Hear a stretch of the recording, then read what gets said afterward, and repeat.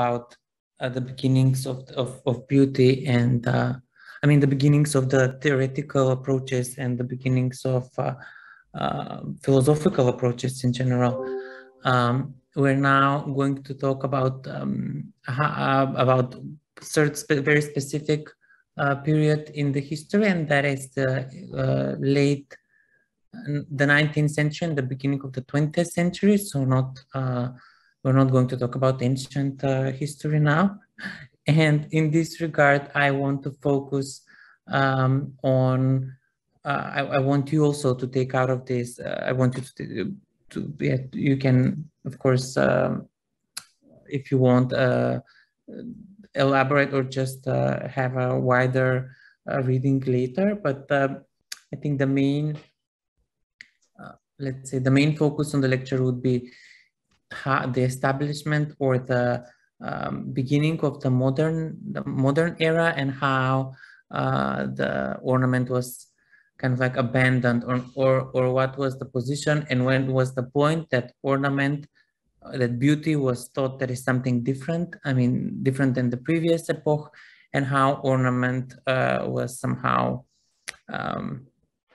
proclaimed as a crime, famously by Adolphus. But we will go on it further on.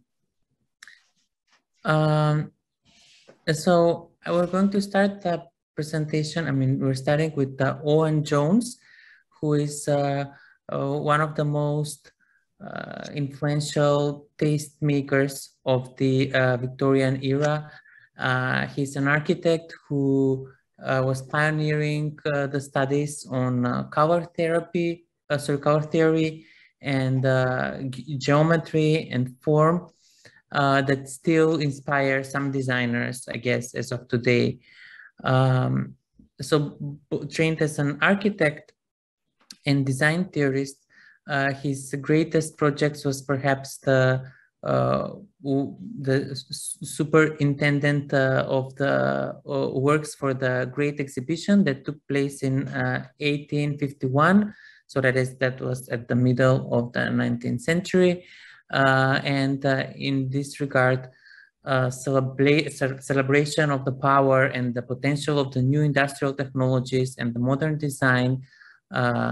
John's work on the interiors of the Crystal Palace that we're going to see later showcased his skills to many visitors. And one of the pioneering scholars of the aesthetic movement points out that the major influence of Owen Jones is in establishing the central significance of ornament and pattern throughout the aesthetic period, and it is difficult to overestimate the importance of the Grammar of Ornament published in 1856, which is the capital work of this architect. In it, Jones made permanent the immense range of his knowledge of ornament that hitherto had gained him such various commissions as different decorations in different palaces, and then of course worked on the Crystal Palace and the compilation of the standard work on the Alhambra. So here you see some part of the books, Grammar of the Ornament, and its cover. So he, having the ability to analyze the primitive art of the Pacific with an absence of the prejudiced condescensions so common in the Victorian age, he believed that the belief popular in the 18th century that tribal cultures possessed important advantages over so-called civilized ones. So he takes this inspiration, or he talks about the cultures that were at that period called non-civilized. So being, and of course, arguing in this way, he argued that their superiority derived from the fact that the ornament that was the result of natural instinct is necessarily always true to its purpose. So whilst in much of the ornament of civilized nations, the ornament is oftentimes misapplied by super adding ornament to he called ill-contrived form. So also, as someone who believes that living close to nature produces beauty and virtue corrupted by the race of civilization, Jones argues that if we would return to a more healthy condition, we must even be as little children or as savages. So we must get rid of the acquired and artificial, and we need to return to and develop our natural instincts. So he could make these assertions because he believed that the secret of success in all ornament is the production of a broad general effect by the repetition of a few simple elements. So in this way, he probably had much greater effect upon the aesthetic movement because this book, The Grammar of the Ornament, provided designers and decorators with hundreds of specific examples. So they, like what he did, he made all these drawings of, I mean, he collected all the drawings that can be found and can be categorized and catalog, like in one catalog called the Grammar. And in one part of the book, he says that the true beauty results from that response which the mind feels when the eye and the intellect and the affections are satisfied from the absence of any wish or of any want. So in this regard, we can find this definition of his probably closer to some of the definitions from the previous periods. So this masterpiece of Owen Jones, The Grammar of Ornament, was first published in 1856, and it has stunning patterns and motifs and ornaments in 112 plates that are illustrated. So they each intricate some illustration that explore design principles behind the architecture or textiles or manuscripts and or decorative arts of 19 diverse cultural periods. So one final chapter was revealing the glory of the natural world. And in this way, Grammar of the Ornament was a monumental, sorry? Sorry, did someone say something? No, I guess it was a mistake. So yes, we need to remember and think of the Grammar of the Ornament as a monumental publishing project that achieved for this period very very standards of color printing that have never been seen before. So imagine this being beautifully printed so long ago. And his life's work was to convince others that the foundations for good and modern design were to be found in studying the lessons of history. So the purpose of the Grammar of Ornament was not to encourage others to copy or revive these older decorative arts, but to help young designers to make use of these rich underlying design principles in their own work. And there are plenty of beautiful images which you can see maybe later on, or you can research it. But remember this book, The Grammar of Ornament, as one important book that we somehow established. And then another figure that somehow contributed towards this, I mean, who was in this contributing in this period, was a guy whose name was Joseph Paxton. And he was not even an architect. He was he comes from a farming family, and he had many gardening jobs until in the first part of his life work. I mean, during his life, so in the 1820s, and at one point he was started working in England for at gardens that were part of the Duke of Devonshire.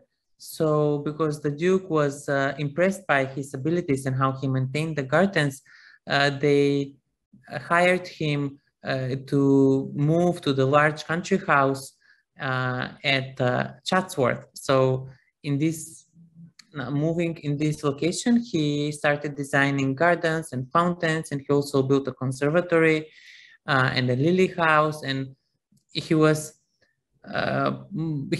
building, or he was thinking of how to make better use, or just make better presentation and make better environment for the natural world. So this is the first, I mean, this is the building that he designed, and it was built in 1841. It's called the Great Stove.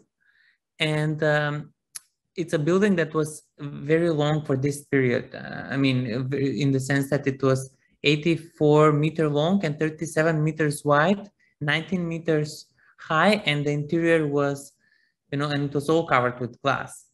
And this was the largest glass building in England before the Crystal Palace that we're going to talk about later. So inside there was a room for 2 carriages to pass on the main part, and then stairs, and then rocks, and then a gallery with exotic palm trees and with other different trees that were flourishing there. There were ponds of different aquatic plants, so rocks, mosses, so brilliantly colored flowers. And it has, I mean, it somehow preserved kind of like tropical climate. And in order to create this climate, imagine that this was, I mean, okay, this was work for a duke. I mean, this was built for the duke, so they could support this in the sense that it was not cheap to have this. So to create this climate, there were many, like I think 8 underground boilers that were filled with coal, so that they could, produce this temperature that is needed. And the thing is that during and after the First World War, there was even not enough coal to heat the conservatory. So many plants died. And because of the expenses of restoring this building, it was, we have to, I mean, bearing in mind the huge cost of maintaining and heating it, this great conservatory was demolished in 1920s. And it was dismantled. I mean, it did not exist afterwards. And then another, for Joseph Paxton, he became famous, or the fame for him became in 10 years later. So in 1851, for the Great Exhibition in London. So he was visiting London at the time, and he heard about these opportunities that there will be a palace that will be built for the expo and for the Great Exhibition. And within a few days, he delivered a design. It can be seen as a magnified, in a way, version of the lily house that he built before in Chatsworth. And it was cheap and simple to erect and remove, and could be ready quickly because it was all of steel structure. And we know that this was the period that steel was already becoming the main material for building and for erecting buildings, because it was the era of the mechanical revolution. I mean, of all this different various somehow evolution phases that the industry came through. So its novelty was in the revolutionary, or this kind of like modular and prefabricated design, and the extensive use of glasses. So there were 2,000 men working for 8 months to build the whole Crystal Palace, which was more than 500 meters long and almost 140 meters wide. And despite the widespread cynicism among press and public, when the Great Exhibition opened in May 1851, it was an enormous success. And later on that year in October, Paxton was knighted by the Queen Victoria and he became Sir. When the exhibition finished, the Crystal Palace was dismantled and then rebuilt in another part of London, where it remained standing until the day that it collapsed by fire. It was burned into a fire.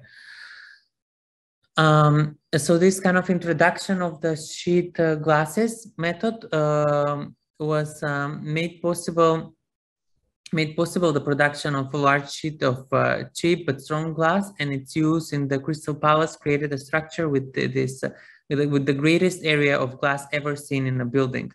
And it astonished all visitors with its clear walls and ceilings, and they did not require interior lights because there was plenty of light, plenty of connection also with the exterior, because it was all see-through.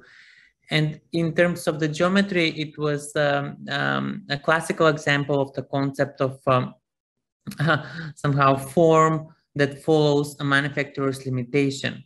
So the shape and the size of the whole building was directly based around the size of the panels of the glass that was made by the suppliers. And because the entire building was scaled around these dimensions, it meant that nearly the whole outer surface could be glazed using these millions and millions of identical paints, and thereby that it was drastically reduced both the cost of production and the time needed to do it. And this this exhibition was the first of the world's fair exhibitions of culture and industry. So imagine that maybe we can now think of expos and expo designs and world somehow exhibitions as something that began at this point in the middle of the 19th century. So there were I think a lots of objects that were displayed, and then there were I think in half of the display space was occupied by the Great Britain, showing what the home country and what the empire had done. Then France was also to a large extent contributing, and the whole exhibition, I think, was grouped into 4 main different categories. So one was about materials, one about machines, one about manufacturers, and one about fine arts.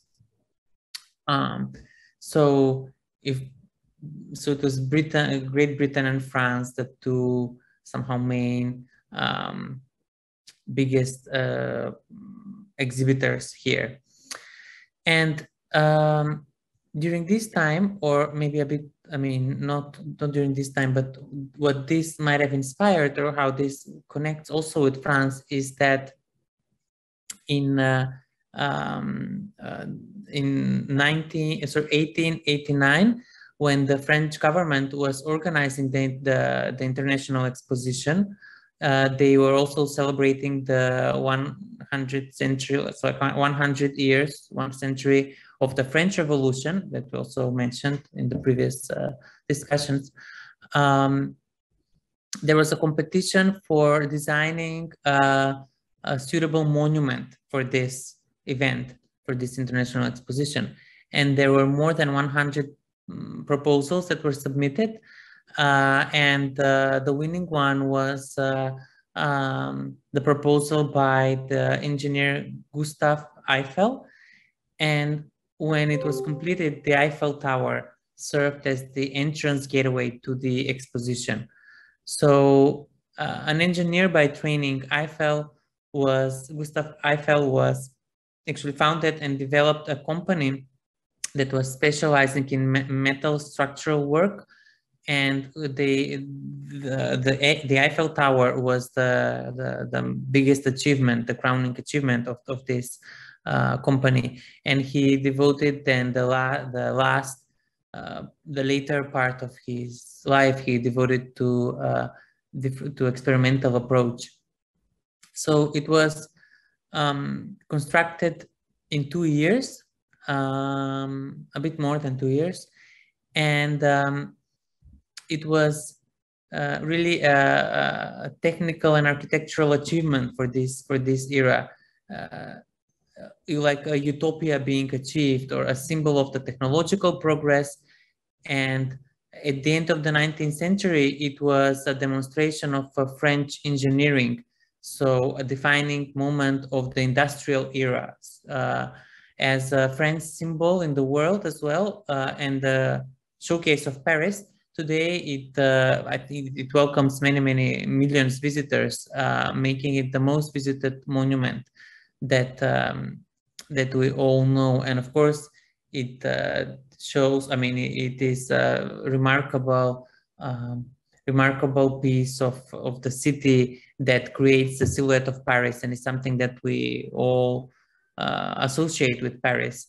And although it was not supposed to stay there for longer, it stayed, and now it is something that yes, that I guess will remain as a symbol of the high achievements of the era, of the industrial era, and also the French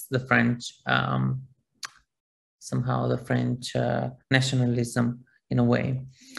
And hereby I'd like to show, maybe you can see here, I hope you can see it in the background.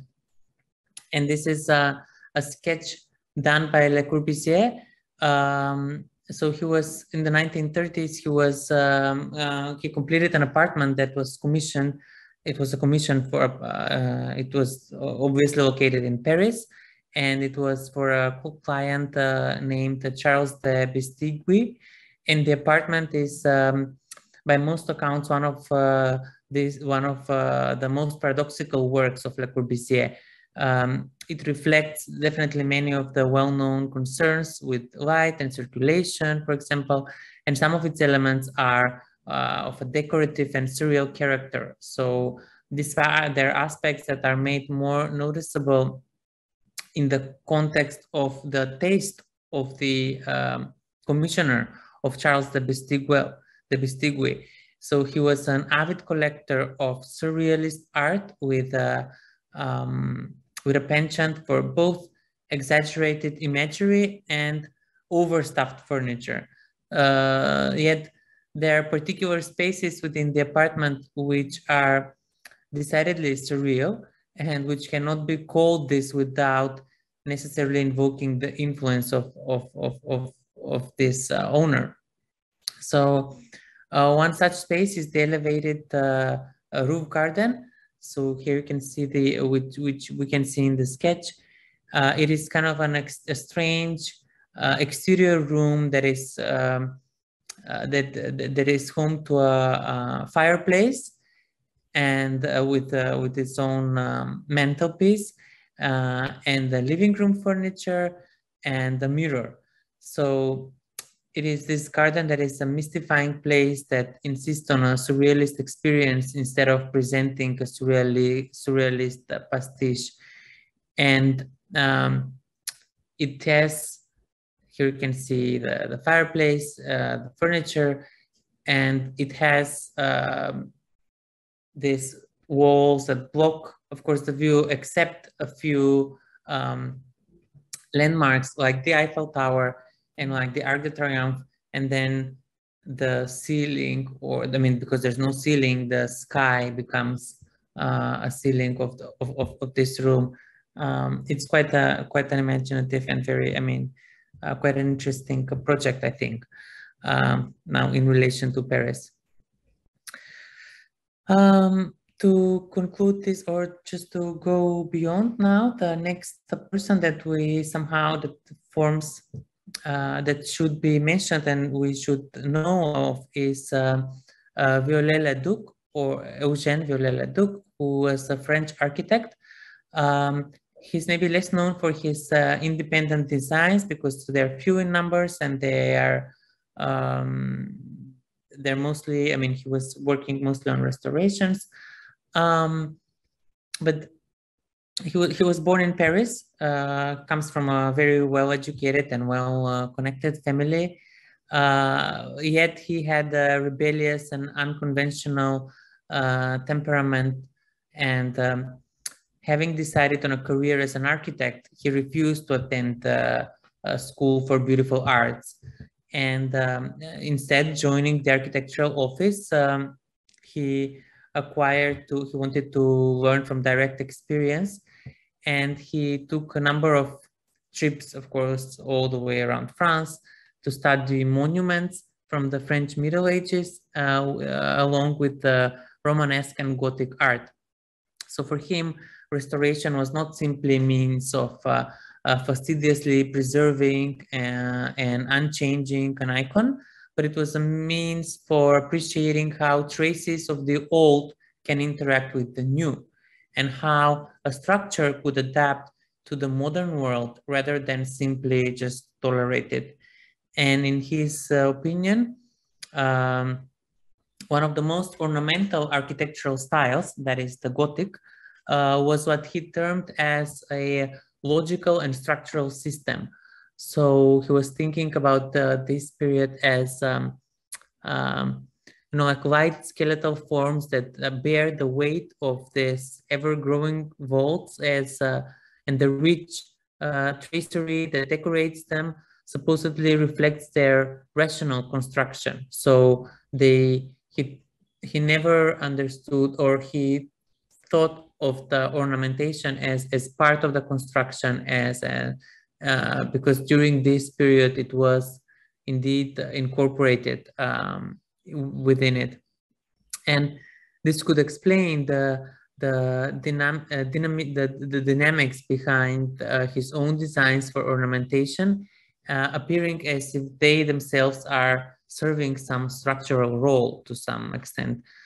So here we show a preliminary sketch for part of Notre Dame.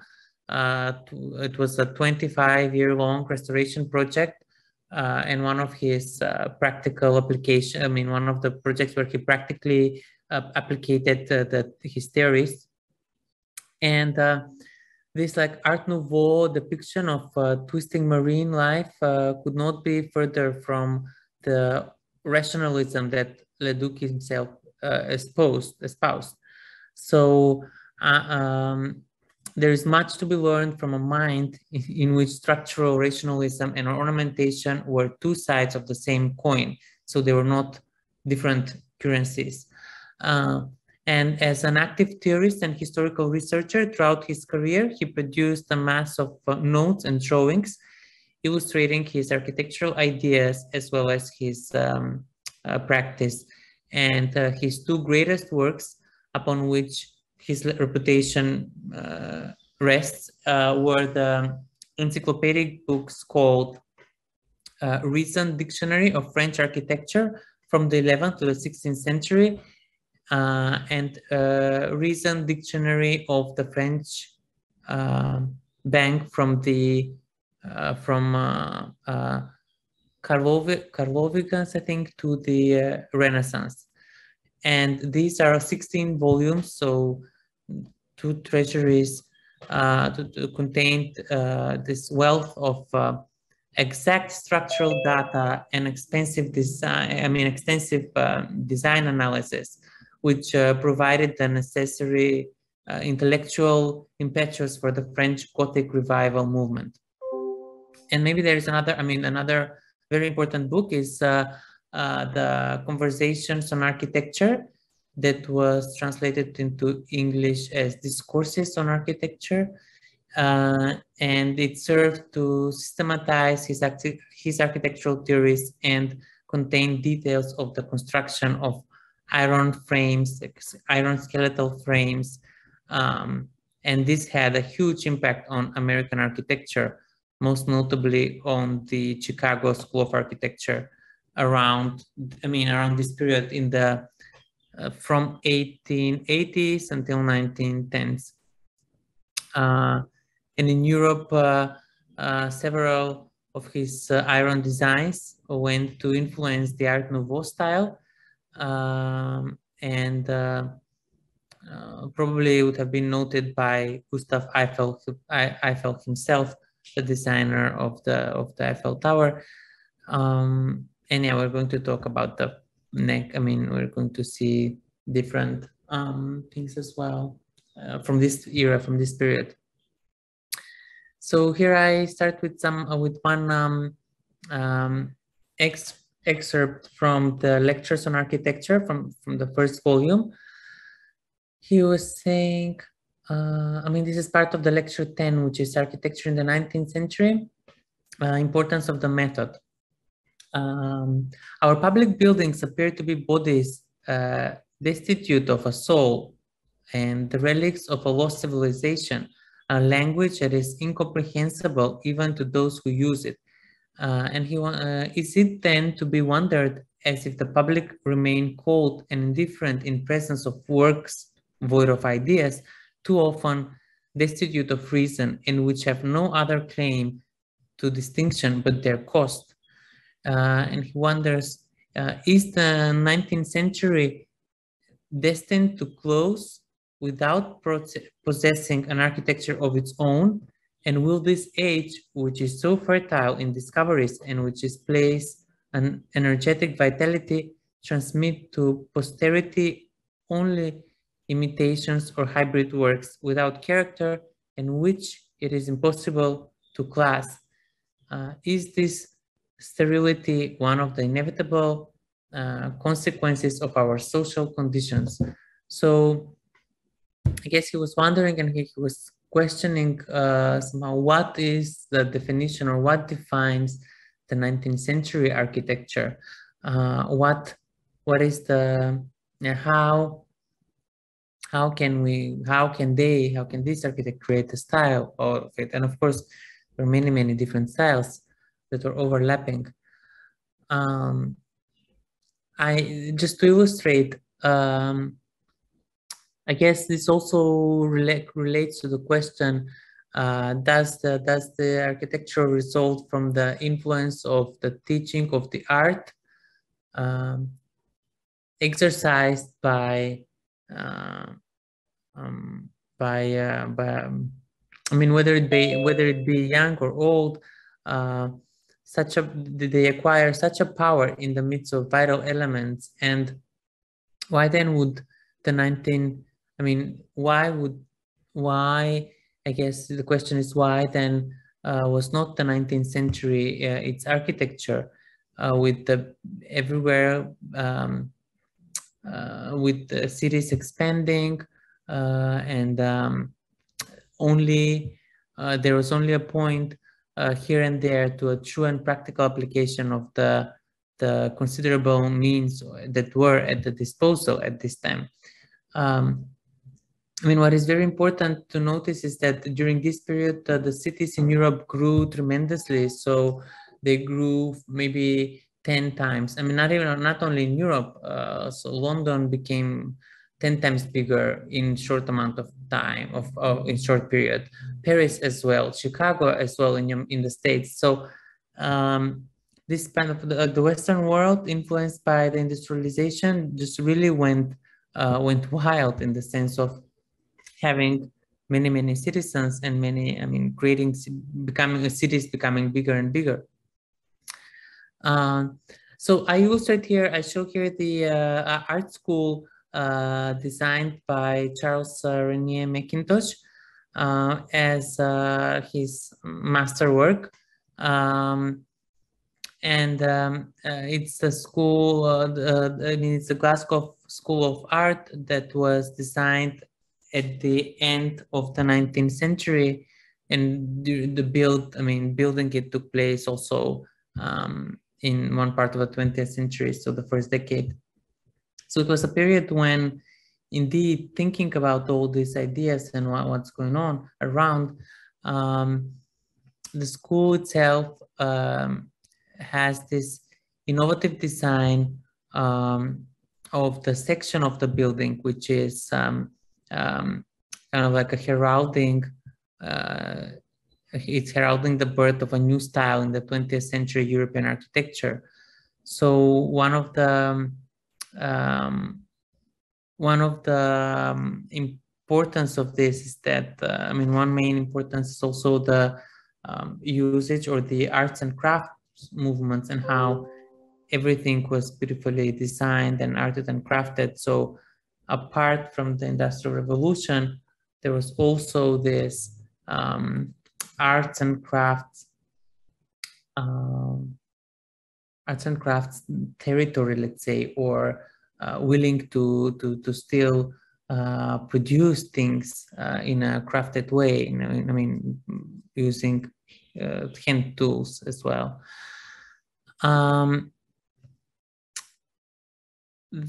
Yeah, there's another excerpt from the lectures on architecture by Violetta Duc. This maybe I will leave it. You're going to read it later on. So this building, again, the Glasgow School of Art, we can think that only simple principles are, I mean, it reflects that only somehow the idea that only simple principles are productive. And it may be remarked that the simpler they are and the more beautiful and the more varied are the products. And in this way, for in architecture, truth is not sufficient to render work excellent, but it is also necessary to give to truth a beautiful or at least an appropriate form, and to know how to render it clear and to express it clearly. And indeed, in the arts, although the use of the most rigorous and logical reasonings are applied, often what was often seen was continuing the obscure and unpleasant, actually, in fact, a reason of or a production of what is they thought at one point maybe what is ugly. So while conceptions based on the soundest reason sometimes produce only repulsive works, true beauty was really never been attainable without the concurrence of the invariable laws which are based on reason. So in this, I guess, to some level or here to some extent, these kind of thoughts or ideas can be traced also to philosophy, I mean, to the philosophy of Kant. And I'm going to leave you to make all these connections. I will just throw it to you. You can see here again the facades, I mean, the beautifully designed School of Art, which was not only designed in, I mean, which was precisely designed and executed as much as the construction. I mean, it was both done on the exterior side and also the interior. So the library, this is part of the library of the school that featured decorative details, including these short balustrades between the gallery and the wooden uprights that are enameled in bright colors, and a cluster of electric lights. You can see them here that cascade from the center of the ceiling. And since its completion, the Macintosh building has functioned as a home for the school's fine art students and staff, and has been praised for how well its spaces continue to function more than 100 years from its completion. And not long ago, I think it was 8 years ago, in 2014, the building was damaged by a fire, which was it was reported that started in the basement, and it traveled up to the west side of the building, across the roof, completely destroying the library. So yeah, the reports in the aftermath suggested that the majority of the building structure was saved, along with most of the contents. But yeah, the library, not, unfortunately. Yeah, you can see here another image of it, or the image from the corridor at the entrance. Yeah, again, now thinking about the Macintosh and also about ideas of Leduc. I guess the main questions, or one of the main things that are extracted from these lectures is this one. It says, what have we to do in proceeding from the sublime, the simple to the compound? First, as a first thing, we must know at the outset the nature of the materials to be employed. Secondly, we must give these materials the function and strength required for the result and the forms which most exactly express the function and strength.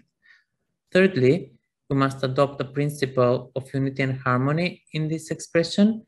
There is a scale, a system of proportion, a style of ornamentation related to the destination and of the structure and having a definite signification. It's also the variety indicated by the diverse nature of the requirements to be complied with. 4 notes, sorry, 3 notes of this part. I'm going to quickly go through another example now, and then we're going to have a small break. So I guess if we want to have if they wanted to create an architecture of their own time, they provided, these architects like the Art Nouveau style, provided architecture that was like their own and not seek everywhere else than in the own social state that for the forms and for the arrangements. And I guess this is somehow related to the idea that the architects should be acquainted with the best examples of what has been done before, and in analogous conditions or highly desirable to provide the unification with this knowledge and the good method with a critical spirit, so that they should know how the arts of former times faithfully reflect the social conditions amid which they were developed.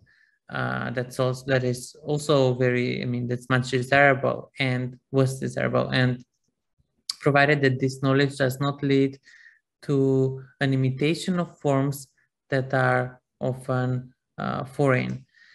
So in this regard, we see the example of the Hotel Tassel, which was designed and built in Brussels by the architect Victor Horta. You can see here the entrance. It is also a magnificent piece of architecture using like designed, it's focused on the steel design, like steel construction, and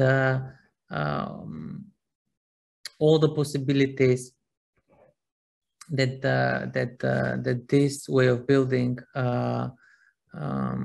could possibly capture.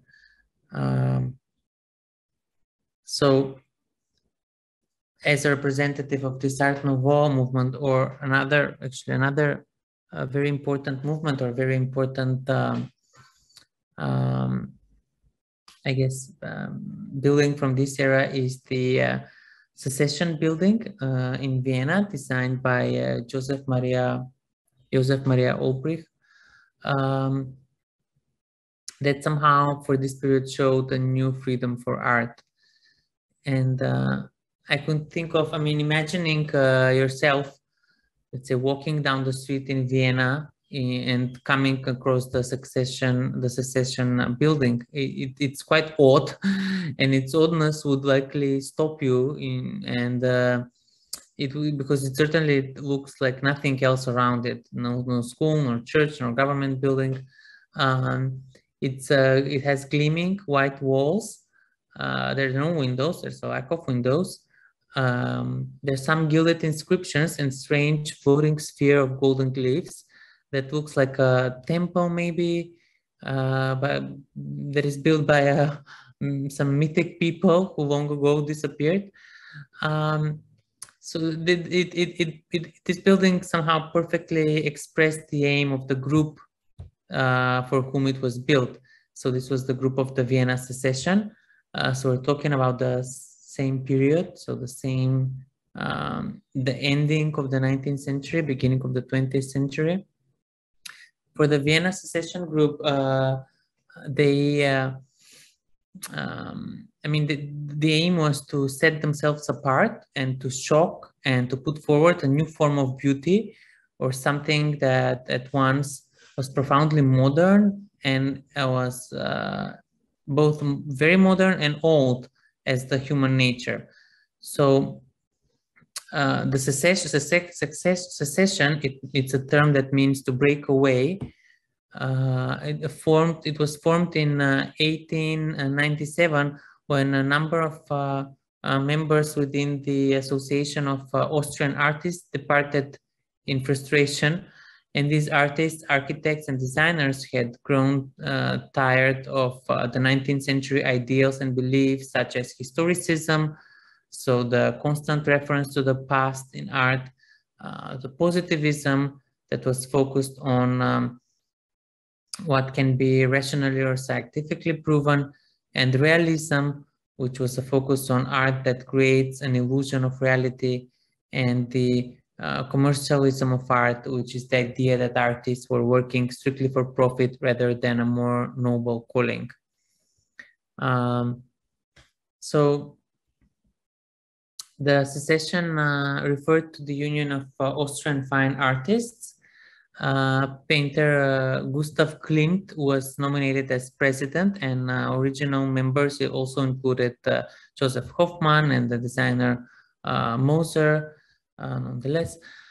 So the central credo of the secession was also this one, which is placed with golden letters above the doorway, and it reads, Der Zeit ihre Kunst, der Kunst ihre Freit. I don't know how to pronounce the German. I mean, I don't speak German, so this was a very bad improvisation.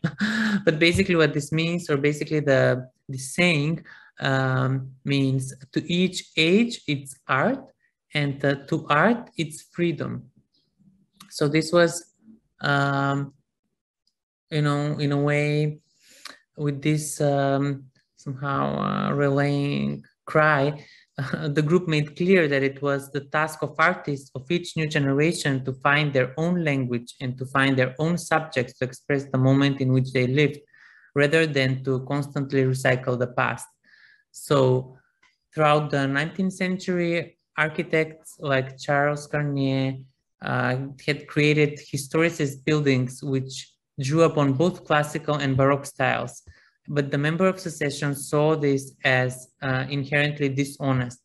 And for them, art stood above politics, above commerce, and above ideology. So the building was the site for all the exhibitions for this group the exhibitions that the group was working on, beginning with year 1898. And rather than nodding to periods or styles glorified in the 19th century, such as the High Renaissance or Classicism, the building evokes other styles that are maybe including those of archaic Greece, as opposed to the art of the classical period, a style embraced in Klimt's Beethoven frieze, which is in the interior, as well as other Mediterranean civilizations like maybe ancient Egypt. And the stretch of flat walls made of plaster covered in whitewash recalled the city walls and the friezes of ancient, maybe Assyrian or Egyptian palaces. And the strange proportion of this building maybe includes some distant echoes of the gateway of ancient Egyptian temples. So the forms of Western architecture, which were columns, arches, sloping roofs, they're nowhere to be found within the building. And in a way, many commentators of the time found the open metal work sphere at the top, which is composed by 3,000 golden leaves, and it's recalling both laurel leaf crowns and the tinily hammered gold jewelry of ancient Mediterranean. Maybe many commentators thought that it's strangest of all, and it's very odd. Of course, the weirdness of the building earned it some memorable nicknames in its time, including Mati's Tomb and the Golden Cabbage. And in addition to this, the name of the group's journal, which was called Sacred Spring, is also written in the building. And these here we can see 3 Greek gorgon masks that hover above the doorway and evoke the world of archaic Greek art. So the play of austerity against elements of decoration, like the stylized the trees with the gilded leaves, is characteristic of the style of many artists within the early secession. So in media, also including architecture, ceramics, jewelry, painting, and graphic arts. But of course, the work of the secessionists was often still tied to the 19th century ideas of beauty and sophistication. So in contrast to the artistic movements that would emerge in the second decade of the 20th century, so like the futurists and something that paved the path towards the modern period. I mean, this also was a very important part of that. So for all its oddity, this building, like the Art of the Secession, makes no reference to the world of industry or machinery or mass culture.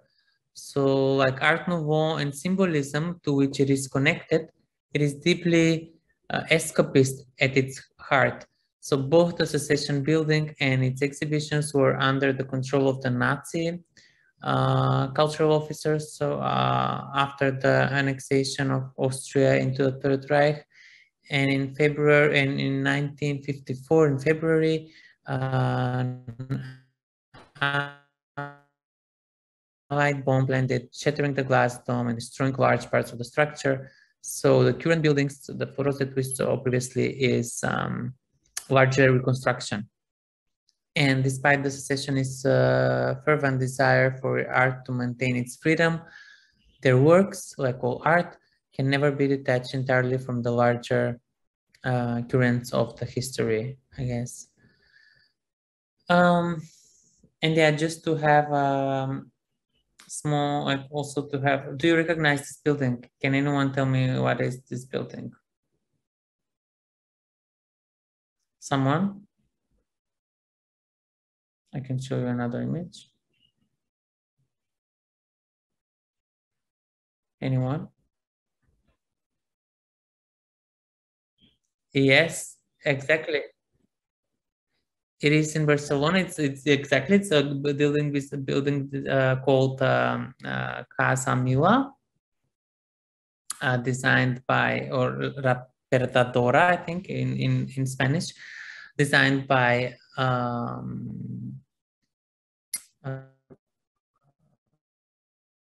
Gaudi, yes, Antoni Gaudi, which is in the same period more or less. And I mean, I try to show it also as just to somehow map the territory to see what is going on around this part of the world, around Europe, in different locations, in different times. So we can see, I mean, in the same time, in different locations, how the evolution or the industrial evolution in some ways, for some artists and architects really brings one direction and for other brings other, but and still they thought about ornaments indeed, and they thought about how buildings, how structure, so what is beauty, and how the structure of the building and how the ornaments are coming together as one, and are maybe, I mean, for some of them were detached, some were not. So I'm just trying to, I guess, show this is some part of the interior, a bit eclectic maybe, but nonetheless, to show these varieties and different approaches to beauty, to ornament in general. So I think we can have, I mean, I will now somehow break this lecture here. We can have maybe 5 to 10 minutes break. I will definitely go to grab a glass of water because my mouth is like dry from talking. And I want us to continue with the second part, which covers the the second part of the lecture, which is about form and form follows function, and how, I mean, we're going to see what happens in other parts of the world as well during this 19th century, during the 19th century. So, yeah, can we, I mean, I will keep the presentation on, but let's come back to this in 10 minutes. So 20 minutes past 2, okay? I will resume with the presentation at this point.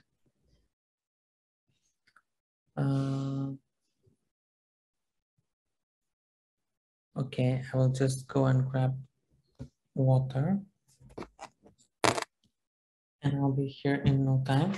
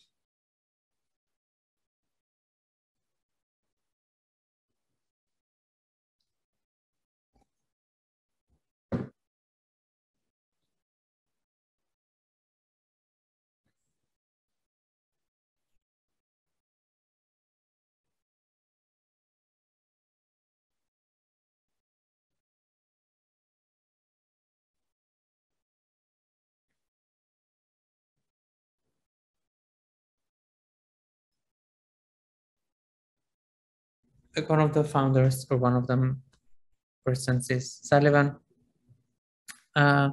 Again, just to conclude, I mean, just to repeat that all how he coined it or how he phrased it is that all things in nature have a shape, and that is to say a form, or that tells us what they are, and that distinguishes them from ourselves and from each other.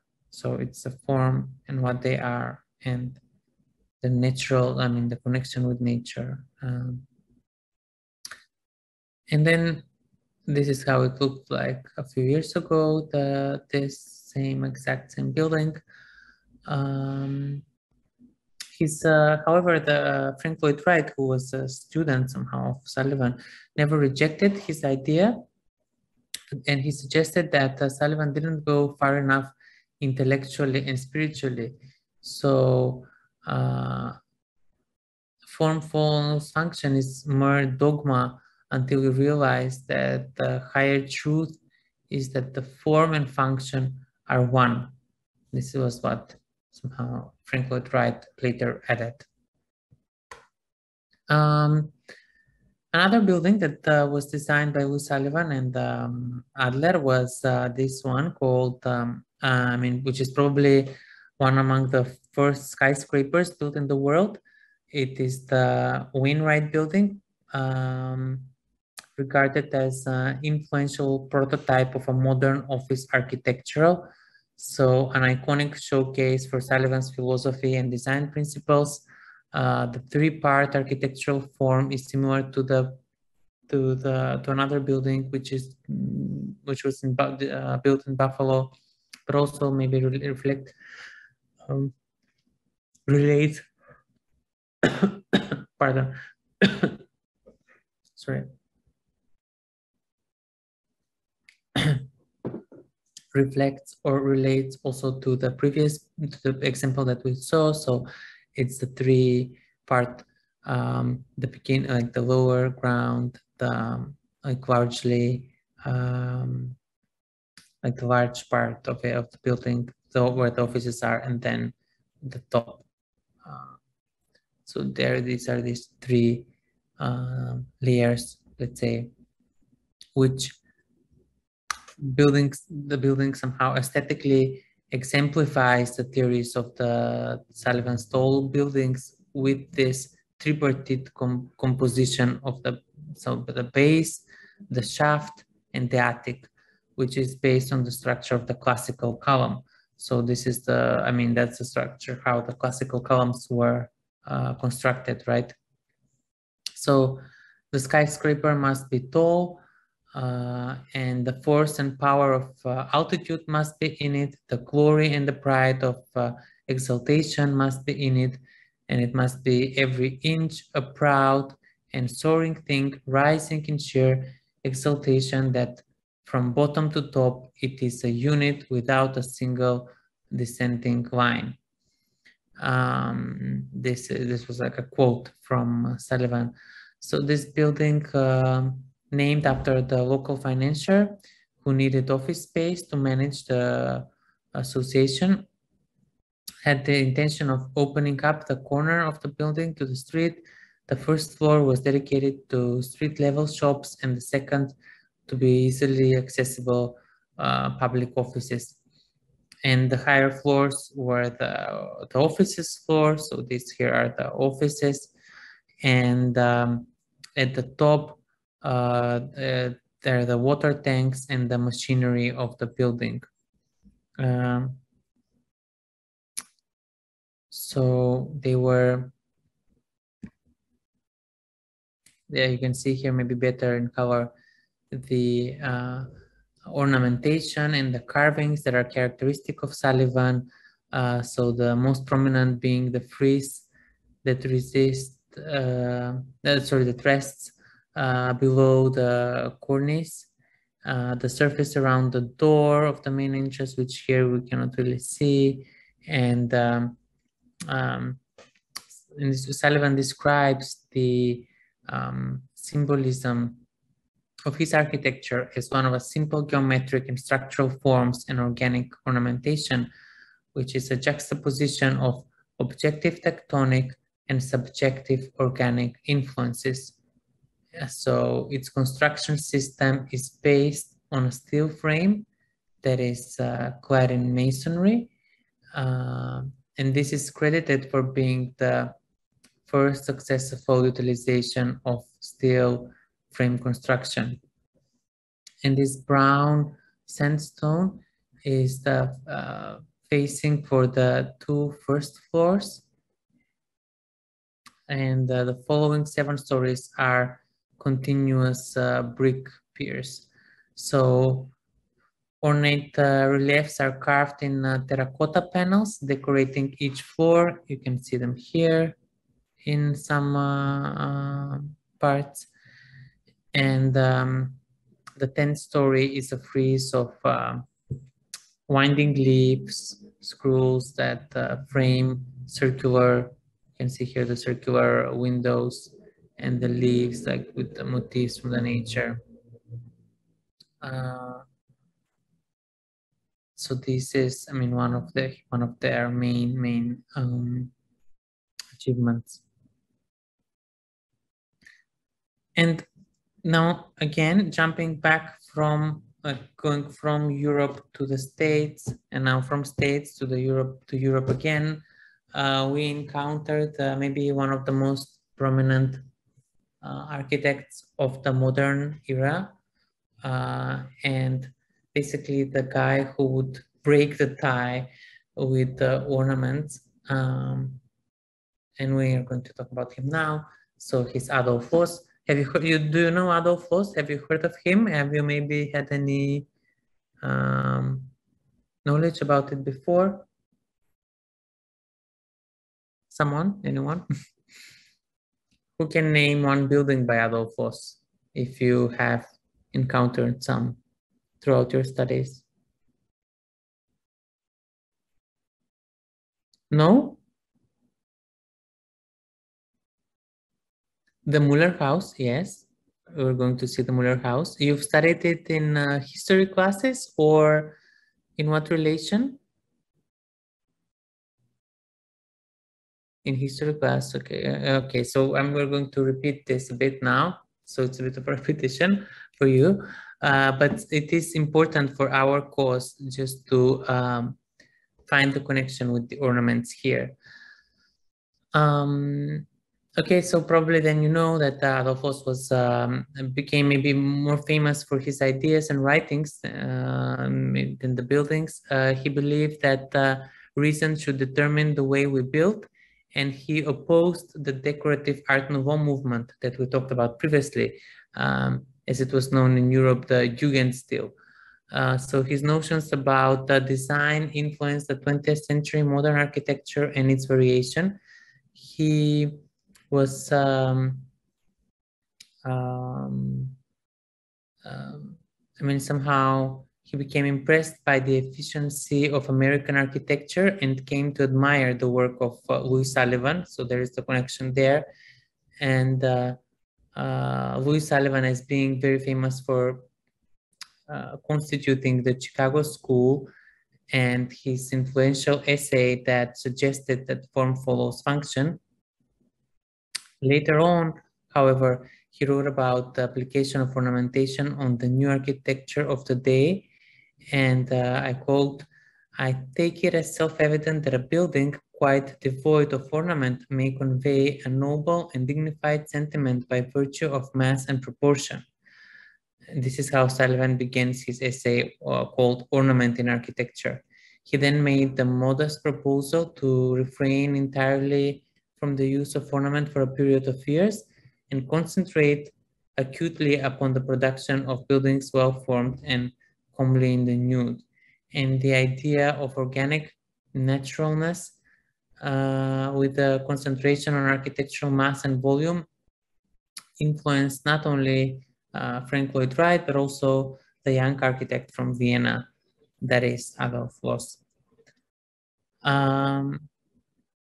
So he was, I mean, Adolf Loos by 1898, 99, when he designed the Cafe Museum, was already part of this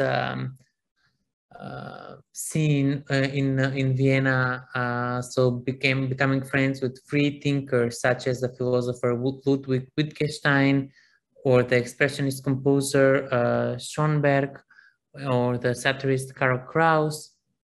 So this kind of intellectual community of Vienna at the time of the Belle Epoque was made up of many artists, painters, sculptors, and architects, as well as political thinkers and psychologists, including Sigmund Freud, and they were all seeking a way to rewrite how society and morality functioned. And like many of his colleagues in Vienna, Loss's beliefs extended to all areas of life, including architecture. He argued that the buildings we design reflect our morality as a society, and the new steel frame techniques of the Chicago School demanded this new aesthetics. So were cast iron facades cheap imitations of past architectural ornamentation?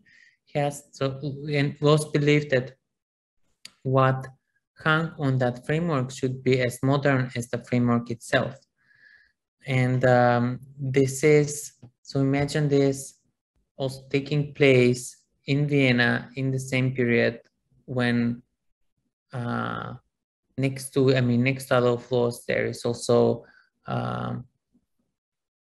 secessionist and the building of the secession in Vienna. So just have it in mind that there are two, there are many layers next to it.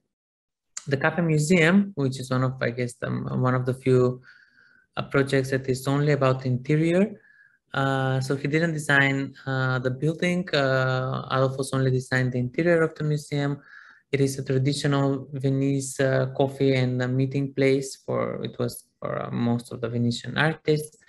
It was styled with light green walls. You can see them painted here, and red wooden chairs that were designed by himself.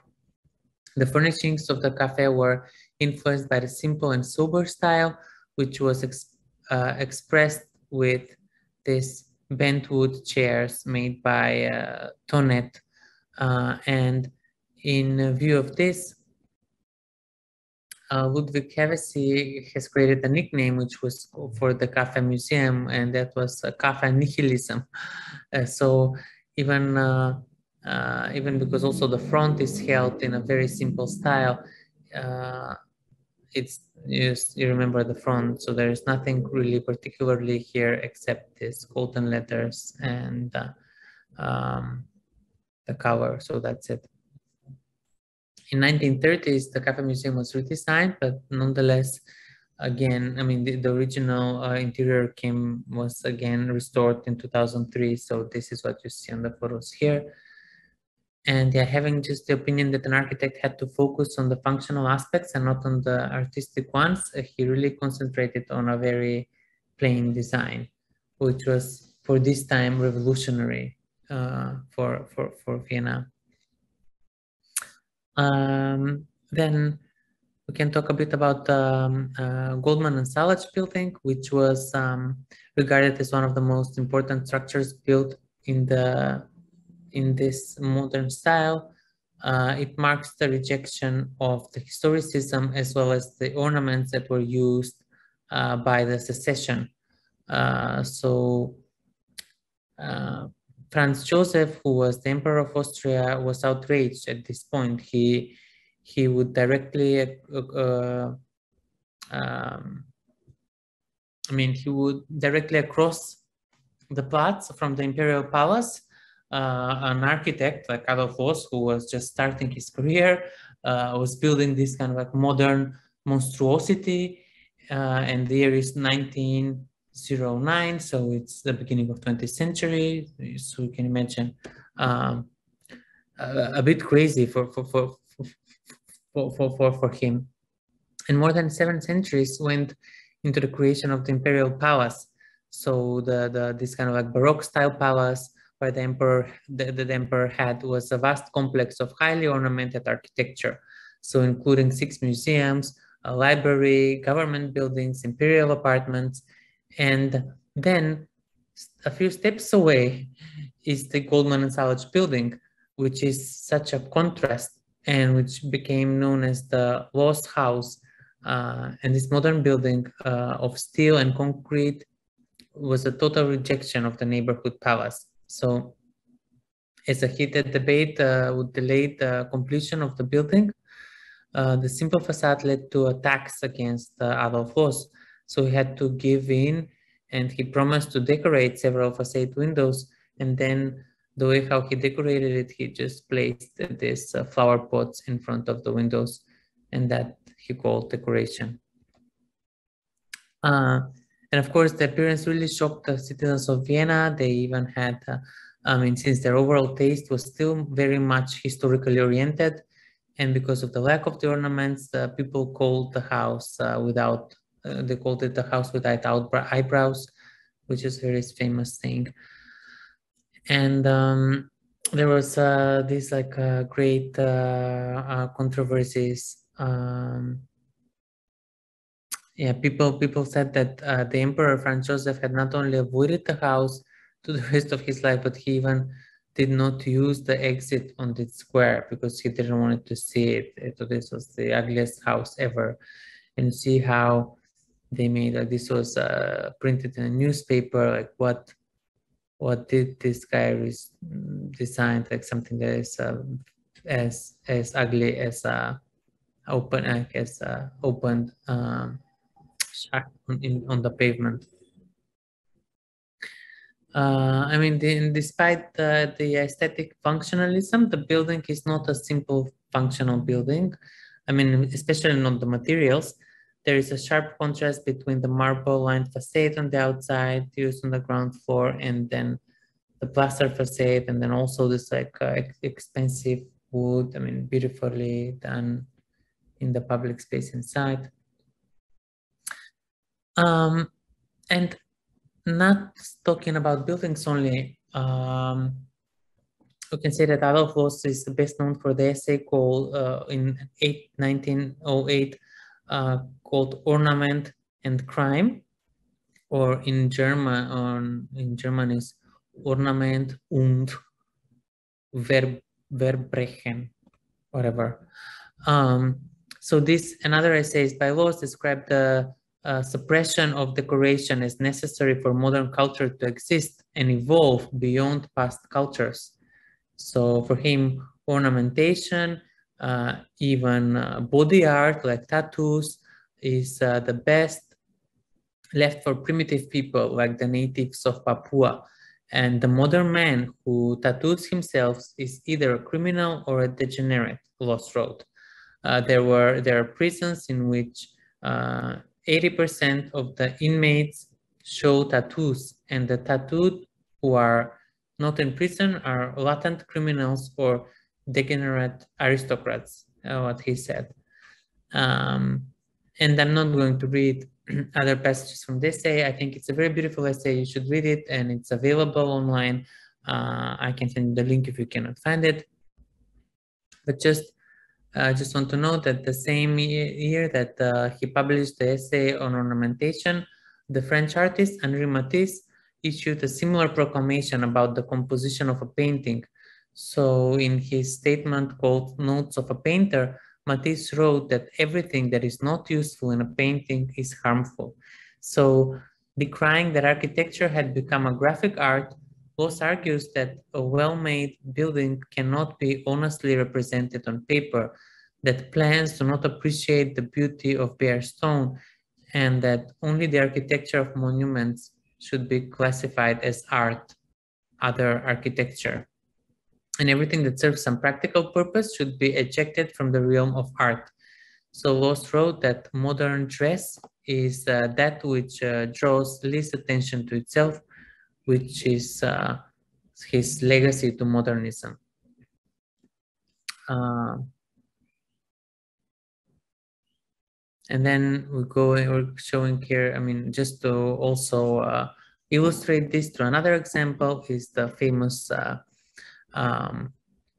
sorry, but just not to forget, apart from the ornament and crime, which is the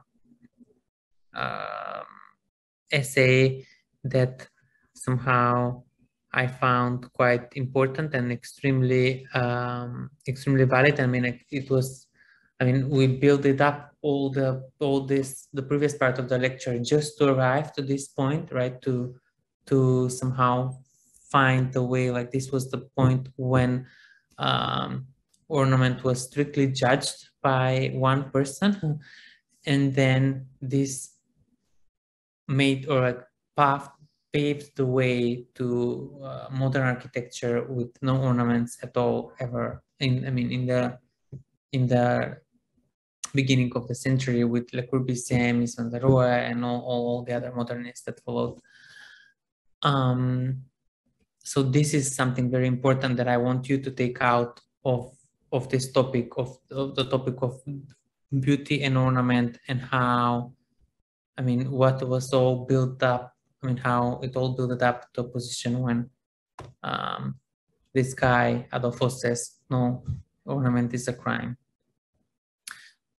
So next to this essay, another thing that I want to stress is that is this book called Round Plan versus Plan Libre. So it is somehow the differences or the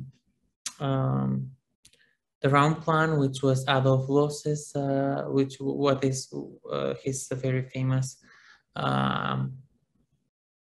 creation. Again, I mean, in relation to the free plan by Le Corbusier, it's very beautiful how you can trace this comparisons, I think. So here's this like plan, round plan, or the like physical manifestation of the theory, which means round plan means plan of volumes.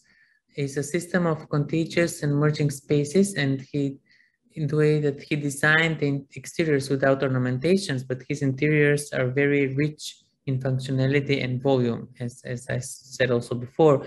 So each room might be one of a different level, with floors and ceilings set at different heights. And in this way, this architecture was a stark contrast with the architecture of his contemporary Otto Wagner, for example. So the Müller family that lived in this house somehow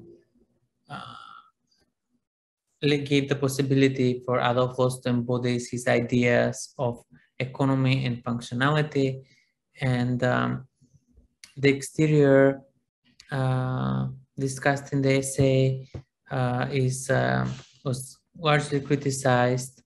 I mean, in which was largely criticized as the decorated surfaces is just like this plain walls, and then only some windows, like white cubic facade with distinguishing with openings in certain positions. So he also wanted to think of the interior as lavishly decorated with comfortable furniture and marble, wood, and silk surfaces. So it's all about the materials, and somehow the luxury comes from the materials, not from the smaller ornaments or like smaller things. You can see here the, I mean, while on the other hand, Frank Lloyd Wright was perfecting the seamlessness of the transition from inside to outside. Loos really deliberately kept the public outside and the private inside of his houses, and they were as separate as possible. So the building, he thought, should be damp on the outside and only reveal the wealth inside. So we see the Villa Müller outside is distinguished by the cubic shape, but then inside you see this amazingly beautiful closed interior. I mean, interior that is only revealed from inside, and it's really fascinating how these different levels create careful architectural promenade from outside to inside. So the first entrance is slow with strong and dark colors, and then it opens into this cloakroom area, which is generous in plan, brighter with white walls and big windows, but still a bit low. And at the far end, there's a short, like modest staircase that takes the visitor around an angle, emerging dramatically between these like marble pillars into this double height and open plan sitting room. Like this, it goes like you're coming down from here and you arrive in the living room. So this promenade continues past the raised dining room to the upper floor of the house. And in this way, the ramp one provides unusual and very exciting views into adjacent rooms. So yeah, there's another, this is another angle. So the living room was the center of the cultural life of the family and the wider circle of their friends. And of course, the composition of the room is outstanding evidence of his original concept for the creation of space. It is connected to the dining room, as I said, and the mezzanine. And these like open staircases continue to the upper floors. There are various types of seating that are concentrated around there are two armchairs on the side of similar shape, and these like velvety covers, and then to still views of the living room, virtual. I mean, to really see this, I think it's very nice to experience it in a maybe in a virtual tour or just in a real tour. Yeah, this is another view.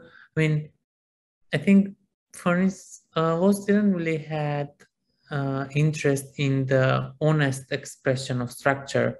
So he would really only appreciate or appropriate the use of material.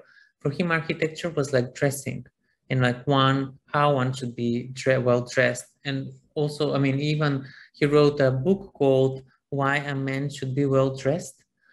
And I mean, for other members of the modern movement, such an analogy would assume an enthusiasm for striptease, but his horizons were modest. He did grapple with large projects, but they remained, I think, unappreciated. And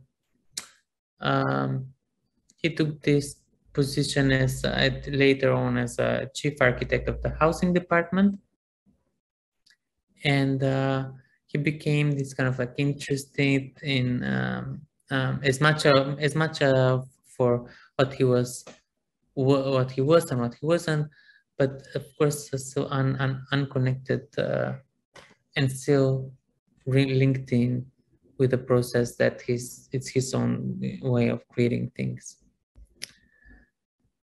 Yeah, here we see again the same room in black and white. I think we're going to maybe skip this. I would like to finish now the presentation because it's already 3 o'clock. Just I think to wrap up with this appreciation, I think the central to the appreciation of Lowe's is programmatically the good taste. And not many people go out of their way to buy I don't know, to get some black wine glasses and submit them to some official cabinet of bad taste, but Lowe's really did it. So he's we can find, I mean, this is something that you can, I guess, find out in the memoirs and in the writings about him if you're interested. But his proclivities may not have been considered so offensive by his set, and there are obviously many sides to Lowe's, I think many paradoxes, and in photographs he rarely looks the same way. He appeals to the detective, like the most postmodern of professions, and the theorists ponder the psychology, but commercial architects have found much inspiration in his luxurious use of materials, and non-commercial ones wonder at his ingenious use of space. And in both cases, also can become far more practically useful than maybe Le Corbusier or Mies, I guess. I don't know. Every architect can have its own stand on this, and how how you somehow learn, or what you take out from this modern thinking. This image shows the bedroom of Lina, which was the first wife of Adolf Loos. And it's a room that was devised as a dreamy spectacle for himself and his wife. So the bed was draped with a white silk sheet, and it appears to float over a white fur rag and white linen curtains that mask white walls all around the room. And the white room that was designed for Lina was the most intimate place, of course, in the house. This was all, like, every object in the room was white. Even the closets were concealed behind pale linen drapes. And this was an architecture of silence, of a sentimental and maybe erotic approach. And its contrast with the more public living spaces attests to a method of composition that was strictly governed by the psychological status of each room. And although Woz has been now dead for decades, some of his theories, both about architectural complexity and other, are often studied today, especially to begin a discussion about ornamentation. And I guess in this in a high-tech, computerized world where anything is possible, right? The modern student of architecture must be reminded that just because you are able to do something, the question is really, should you, and how should you do it? So I guess, yeah, this is something that I want to end up with. And I will thank you for your patience, and I will stop the share screen over there, and we are back to class. So that was it for me for the it's part of the like somehow the evolution of the ornament through the only in this period, brief period in the 19th century, and so the fascination about it, and then the decline to modernism, and of course next to it all the phases that were supposed to took place in order for this to happen. So I hope you find it as enjoyable as I did. And now maybe we can have, I would, I think because it's already 3, I would not maybe make any breaks, so that we can have some time for discussion as well.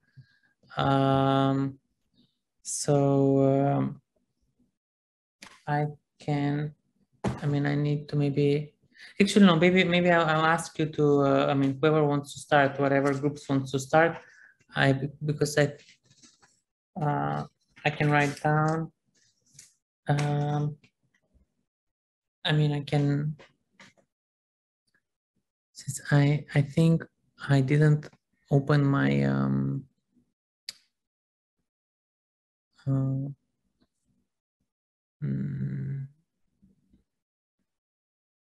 what happens is that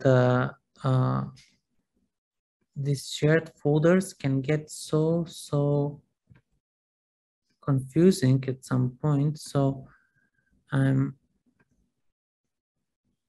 so now here I have the attendance sheet. Okay, I need the sheet with the groups. But guys, please, you can, while I search for it, you can already start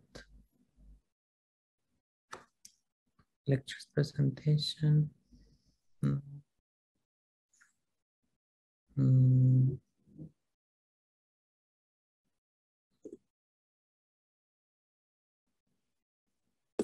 That's not in resources, submissions.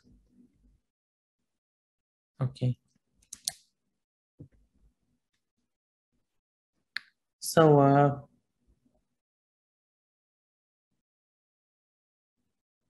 who will start?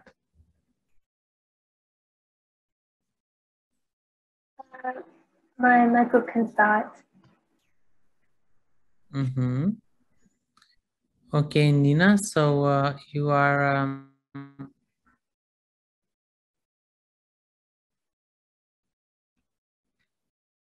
mhm.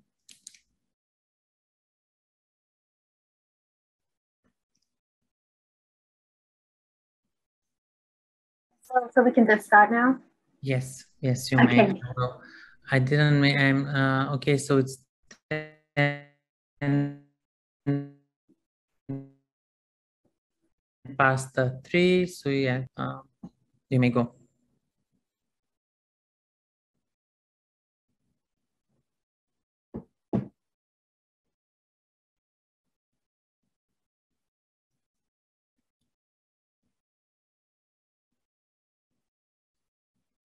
All right, do you all see the screen?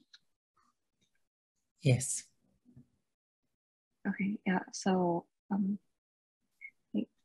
our reading is The Strange Idea of the Public by Ajahn Dr. and we'll start with the author. So the author is by Ajahn Dr. He is an architect and urbanist and also like a contextual research expert. Next, please. For his background, he graduated from architecture school, both PhD in architecture and urbanism, and his employment, he worked as a professor of architect school as well. Next, please. And he has stated that his passion for city and cross-cultural communications to create this meeting point for borderless exchange, education, research, and actions. Next.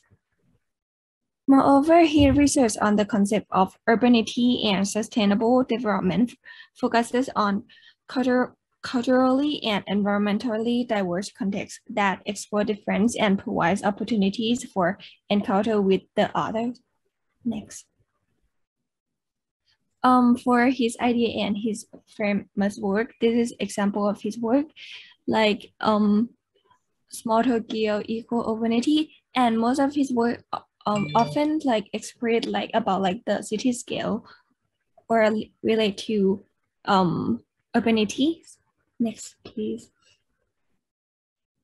And for today's discussions, we study and research about like his book, Companion to Public Space.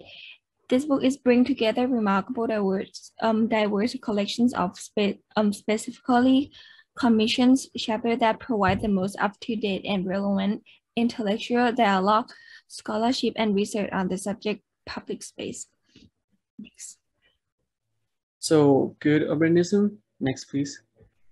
So public spaces which are saturated with social, cultural, and political lives are a consensus of successful city. However, it is based on theories of the idea of the public. This reading questions if this is true. Next, please. He gave an example of Japan where there is no direct expression of the word public, which majorly defines urban qualities. An example of this is the word publica, which mimics the word public in English. Next, please. The idea of a good city is based on an idealized polis, which is a city of ancient Greek civilization, a location where density and the specific gravity discourse are the greatest, which is similar to the consensus of the cities. Next, please. Aristotelian koinonia or urbanity connects polis and citizens together. He also, next please. He also projects these ancient ideals into 20th century in the Right to the City. Next, please. When the city or koinonia gives both politics and civility a name, it shows that the core of good urbanism is the Greek ideal of democracy. It defines what thinking, making, and living cities should be. And this circles back to the question of good urbanism and a successful city. Next, please. So to further explain the public word in the West and the East, next please. As stated before, the translation of an idea into another culture, both in terms of language and philosophy, is not simple, as the same exact definition does not exist due to cross-cultural differences in the development of languages, which is in itself how the cultures have developed differently compared to those located within similar linguistic regions, such as Chinese and Japanese. Next, please. An example is the word may in Chinese. When the Western tries to translate the word, the core idea of English is what is the meaning of beautiful gets lost in translation. Next, please. So this is what I was talking about. Next, please. As stated before, the main word we would be focusing on is the word public, due to what notion encompasses public and how public is defined between Western and Eastern cultures. Here you can see that the Japanese does not have their own characters or word for the word public, but simply writes and pronounces it as public, similarly to the English word. Next, please. So right here is a simple timeline of the notion of private and public word in Japanese. So before the Meiji era, private does not exist in Japanese language. After that, it was recognized by the Tokyo District Court. This means that legally the Western concept of public and private does not exist in Japanese culture until the late 20th century. Next, please. However, it is still difficult to translate clearly defined notions into another language where the concept does not exist or is minimally known. The fact the concept is not an existent part of the culture meant it was not deemed necessary.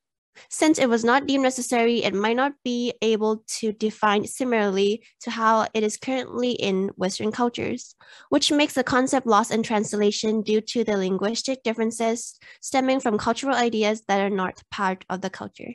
Next, please.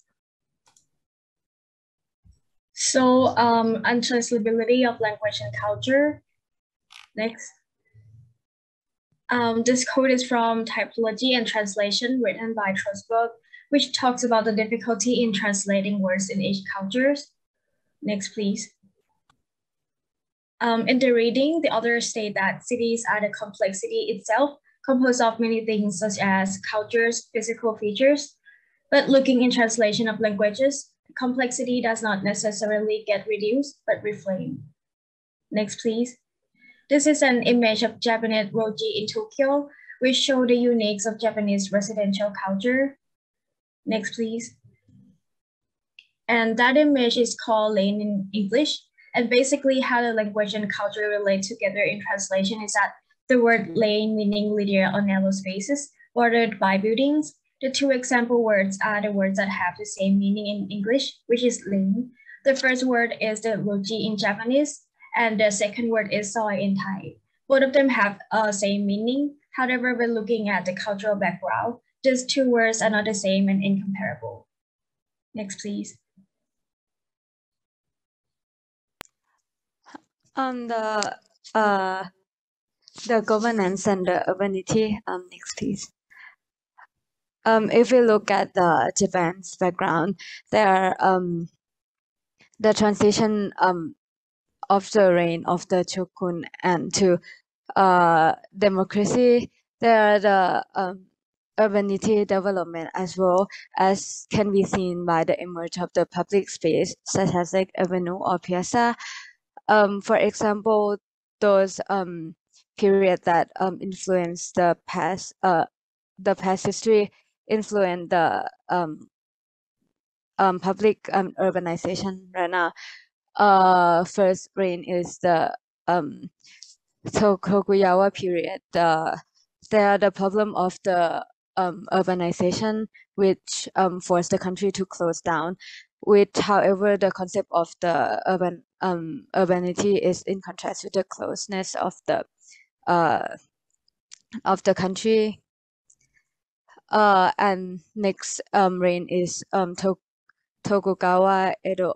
which during the rich and the among the rich and the elite, there are the immerse of the leisure activities, which is form the uniqueness in context in Japan. Next, please. So the article also mentions the comparison between public in Western and Eastern culture. Next, please. From the reading with the interpretation from Japanese law, the space you see on the right picture is not considered a park, but a hiroba. Hiroba can be directly translated as a wide open area. The words describe its physical condition rather than its social properties, which is different from the term public in English. Next, please. The translation may remain the same, but it's evidently evolved over time through political lenses. During ample protests in 1970, Japanese architects were widely seeking for the space similarly to Western piazzas. The ideal Henri Lefebvre right to the city also emerged and translated into Japanese at the time. The notion of public was shifted more to understand the feel-good quality that draws people to occupy the space rather than the term wide open area. However, hiroba is still essentially different from piazza as there is neither sense of belonging nor right to freely take over yet. Next, please. So another space investigated in the book is this Kuhonbusukawa Ryokuro. Next, please. So this area used to be a river that defined a boundary between the Satakaya and the Meguro towns. After the government turned the river into a culvert to improve the water flow, the space unintentionally became a promenade. And this promenade became an accidental space for the community to gather. Next, please. The two communities beside the river decided to plant cherry trees and add benches to the area. And this created a unique condition to the space that attract visitors and encourage several informal activities. This space has combined greenery with the urban furnitures and created a new lifestyle that blends local sensibilities with the cosmopolitanism. And it makes the Kuhonbusukawa Street one of the most pedestrian-friendly space in the Tokyo metropolis. Next, please. So spaces are always socially constructed, but once conceived, they could also become the agents of societal change. The potential embedded in the design and accidental qualities of the space stimulate desire for creative and free expression in Kuhonbusukawa Ryokuro. Next, please. So for the conclusion, next, please. To conclude, it is crucial to recognize the fact that with Japanese language lacking transparency of some terms regarding publicity, it does not mean that it lacks efficiency, since it is already known that the other cultures hardly show any interest in the Western culture to the extent that no terms are coined to describe them. However, those differences in culture highlights the possibility and the beauty of difference, which could not be avoided. So it is better to not understand those terms than to mistakenly define them. Next, please. So therefore, no, hiroba is not public space. So what? Next, please.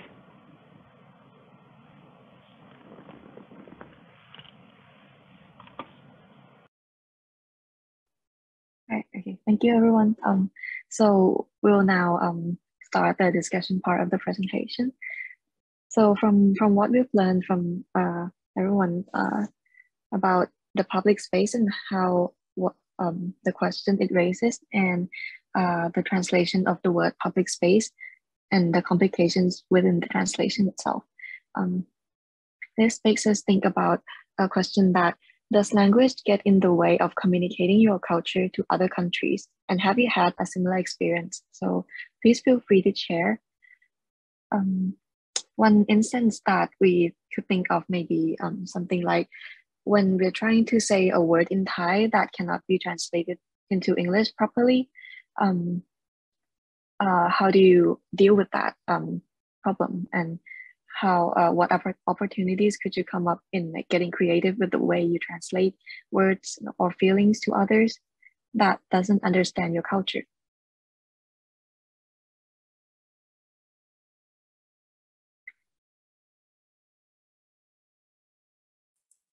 I can think of one perhaps. So it's when I was talking to an Italian friend and I wanted to say like "grenjai" and like Yes. and the word doesn't exist, right? So what I did was I tried to explain it in a way that, okay, we felt like we shouldn't take it because um, it would not be appropriate and such. But like, yeah, at the end, I think she did understand. Yeah. Yeah, I think that's a very, very like common experience that we might face. So yeah, thanks for bringing that up, Tata. Does anyone else like to share?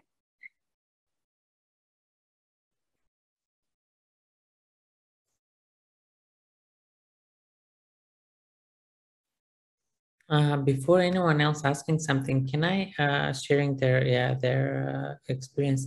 Can I just ask what Yes, what please. does it mean, this phrase in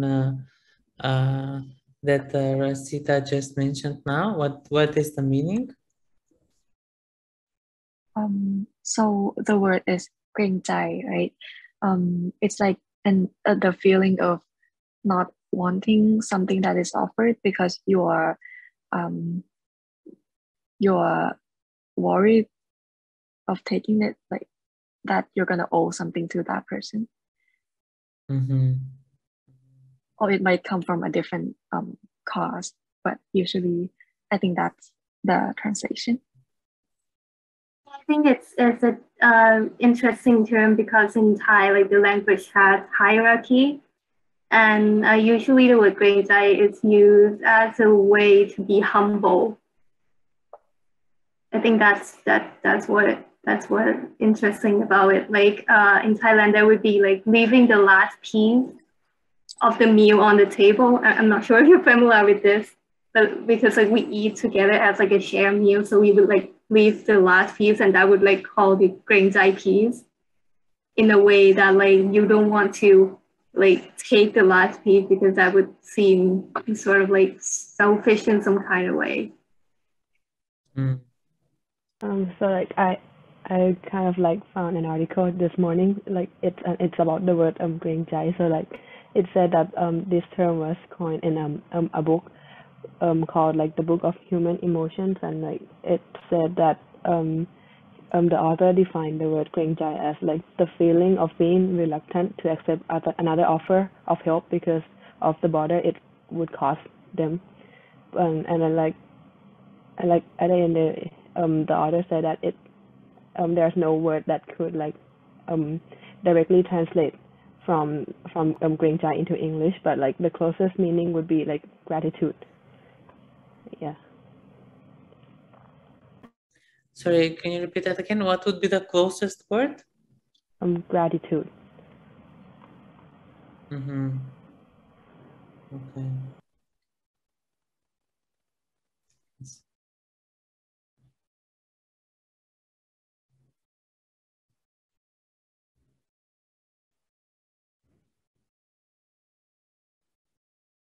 Yes. Yes, Yeah. yes.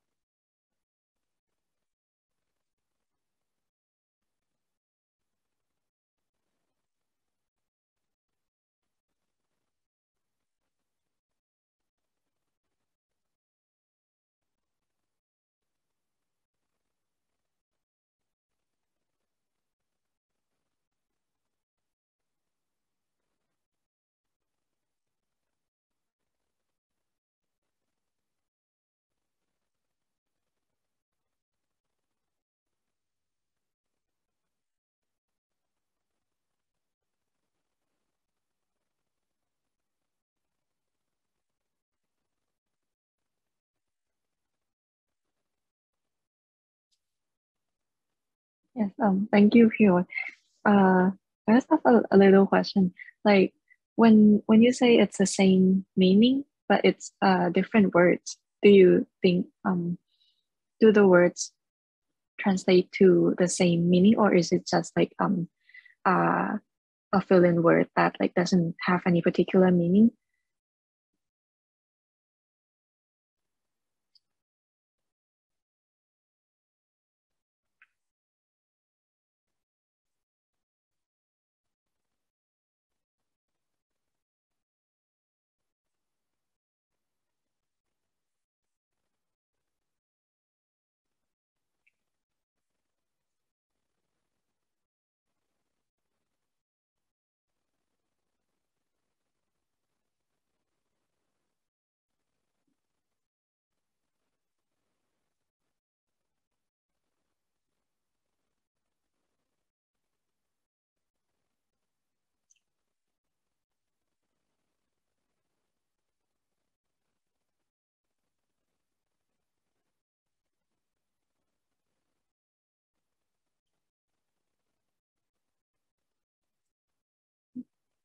Thank you, that's very interesting.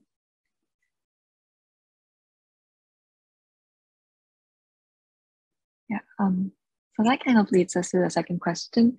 So while you're on the topic of emotions, what I think Aim or Nina mentioned that public space is like largely based on the shared emotions of people that are gathering the same space. So this like emotional quality often transcends the spatial qualities of public space. So this question is raised. So as young designers, do you think culture in the real world can be duplicated into a digital platform or a potentially borderless exchange of cultures without losing its authenticity? Or will the digital platform encourage a culture of its own? How so? So this is about the cultural exchange and the complications we might face, especially in the digital age. So yeah, and just for reference, Ready Player One is a movie that exhibits this kind of a world where culture is also blurred. And just to start, I do think this kind of like culture blurring and cultural exchange will be that borderless as we hope it would be? Or do you think otherwise? Please feel free to share.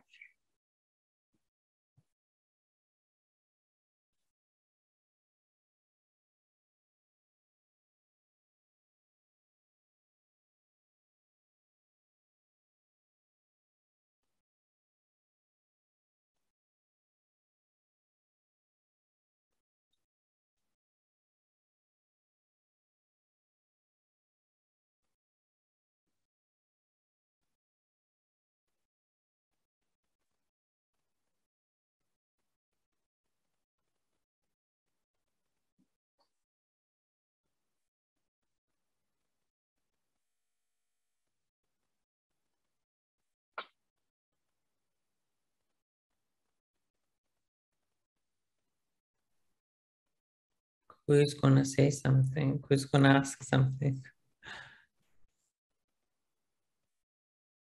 Minnie, you choose. You ask for someone to respond. Maybe we can start from our own group. Anyone?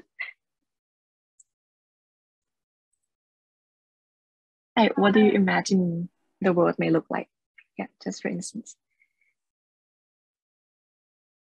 Yeah, for me personally, I feel like culture emerged, like different culture emerged because of some sort of like detachment.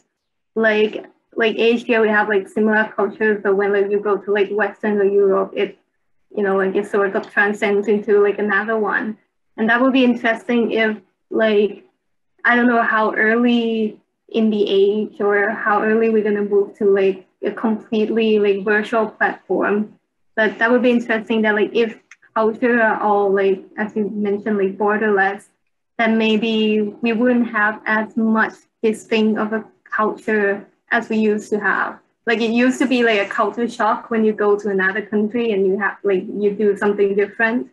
But if everyone experiences on this platform the same way, maybe it wouldn't be much of a shock, or people would have like some sort of like a new some sort of like norms or social cues or understanding.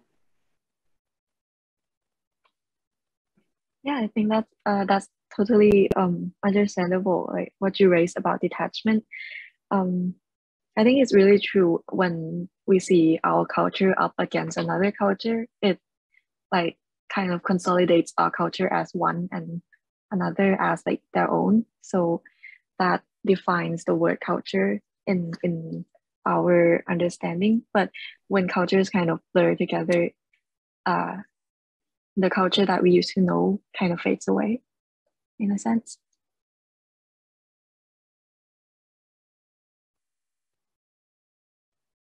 Yes, please.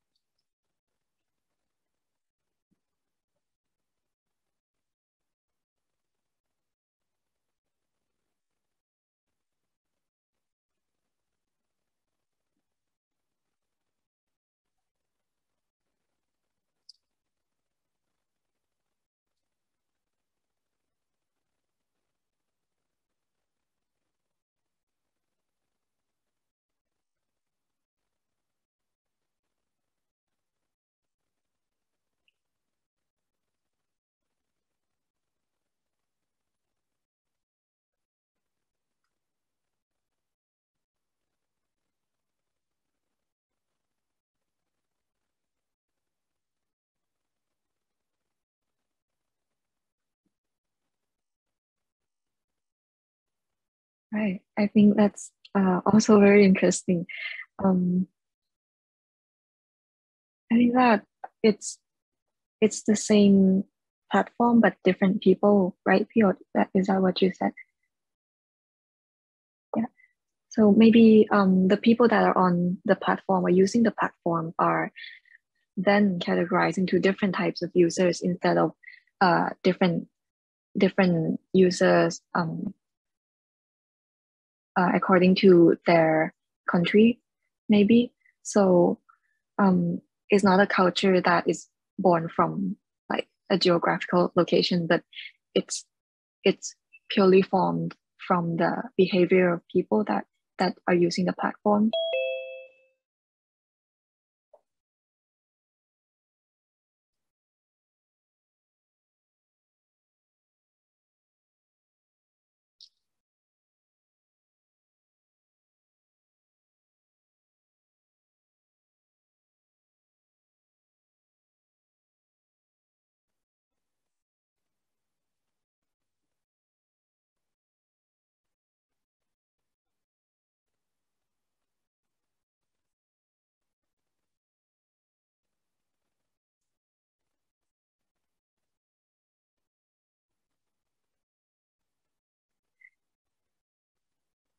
I agree.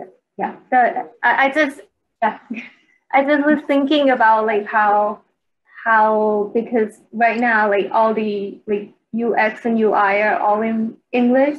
That's why I've been pondering when you mentioned about like but we're still using different languages, because I feel like if we have moved into this sort of like so-called metaverse, or like virtual world, maybe that sort of like language barrier might be blurred too, because a lot of like UI, like user interface, are all in English, and a lot of people are encouraged to basically study English, even though Chinese is like something people also lean towards too, but English is still sort of like the main thing, even in like coding languages. And that makes me think that maybe that could be blurred too. But that's just some speculation.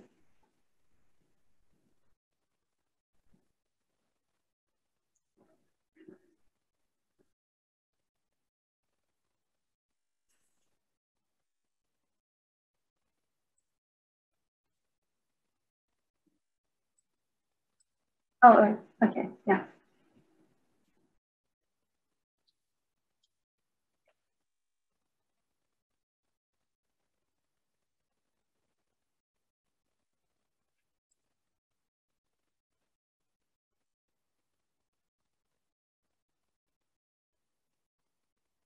Yeah, there's American Sign Language, right? And then there's other countries.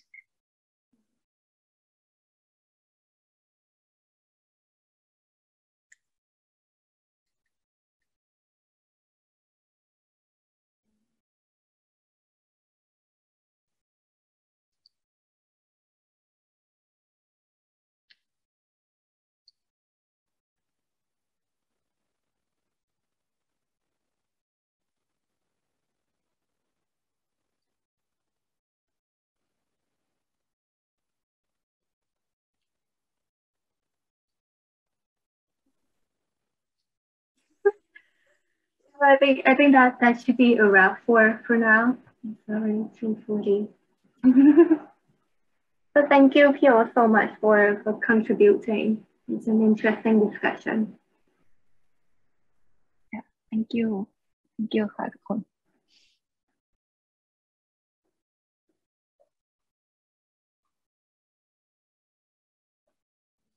อาจารย์ Philo. Great, yes. Thank you, Nina. I mean, thank you everyone for the session. I think it was amazing, both to hear the presentation and then to enjoy the discussion afterwards. I think it was also very pleasing to. I mean, I didn't, and now I remember that I wanted to mention maybe earlier. There is one word. I mean, I don't know if this if it's a concept that can be translated to some languages, but have you heard of this Portuguese concept of the Portuguese word called saudade? Saudade.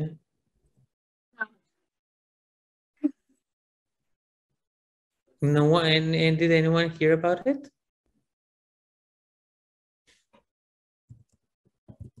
Come on, someone must have heard it in Portuguese.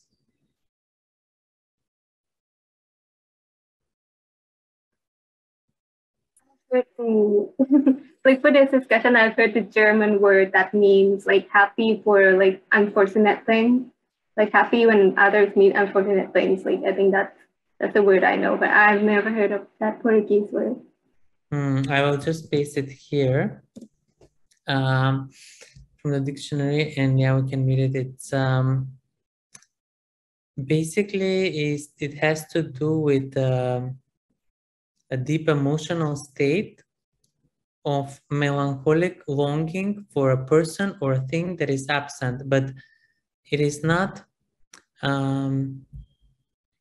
really entirely a sad state. So I mean, it's not something that you're very unhappy about something, or I mean, it's not necessarily bad sad. Usually when we tend to become sad, then it's like sadness is can be a very overwhelming feeling, and when you're sad, you don't really feel like you're in a good mood. You just don't want to do things, but I think so that is not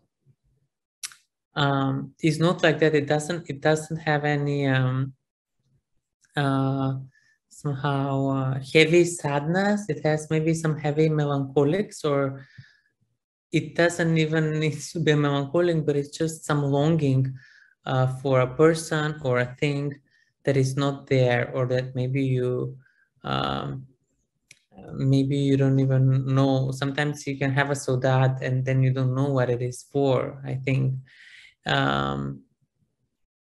Yeah, so it is often expressed in its literature and in the music, in the Portuguese culture. So Portuguese, Brazilian as well. So yeah, I think it's a concept that at least it doesn't have any translation to English that I know of. I don't know, I only speak on a few languages. So in Italian, there is no word for it. So this, I don't know. In Russian, there's no word for it. In Macedonian, no word for it. In Croatian, no How word. many languages do you speak? No, I mean, there are only a few. So it's English, Russian, and Italian. And yeah, I guess Macedonian, which is my mother language, and also a bit of Croatian and Serbian, but because these are very similar, it's not. I don't speak, so I cannot speak French. I cannot speak German. I cannot speak Thai. I cannot speak Chinese. I need to learn. I have to start learning Thai now. I wanted to start the course, but we're waiting to have a group of more people. But yeah, it's not a concept that I have encountered in other languages, and I think it's a very beautiful one. So yeah, there, I just wanted to say that. Yeah, I think there might be some translation in Thai, but it's a very flowery literature language. Mm-hmm. Yeah. We often find these deep emotional words in a lot of Thai literature, and we have a lot of also different words that have the same meaning. Mm-hmm. Yeah. Okay, that's beautiful. So synonyms. Well, it seems I didn't really keep much track. I think that we started at 15 and 10 minutes. So now it's 15:45. So we use 35 minutes for the group, more or less. So yeah, I guess we cannot have any other presentation now because it's almost 4 o'clock. But can you please let me know, because I was a bit confused in this email, because I don't think in our section we don't have a group A. The group starts with B, and I don't know why I didn't make this table, and I was a bit confused. Who is going to present? We can make this for next time. Who is going to present on the topic of ornaments and this reading about ornaments? What group would that be?